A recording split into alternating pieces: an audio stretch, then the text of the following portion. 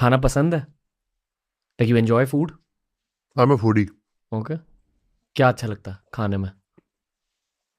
सब कुछ। फेवरेट क्या है? कड़ी चावल? कढ़ी मेरे को चावल। ये पता है। राजमा चावल। राजमा चावल ज्यादा क्या? कढ़ी चावल। क्यों? चाइल्डहुड? उधर में ज़्यादा। ओके। मेरे को जीना ऐसी का नाम है का एक क्लिप याद है, जहाँ आपके पापा कह रहे कि मेरा बेटा शेर है, वो सिर्फ नॉनवेज खाता है, और फिर होस्ट आपकी मॉम से पूछता है कि उनका फेवरेट खाना क्या है, एंड शी सेज कड़ी चावल। ऑलवेज मेरे रोटी में ना मक्खन होना चाहिए। नमक वो हो, बाकी कुछ हो ना, मक्खन होना चाहिए। कढ़ी का सवाल ही अलग है। क्योंकि कंफर्ट फूड है।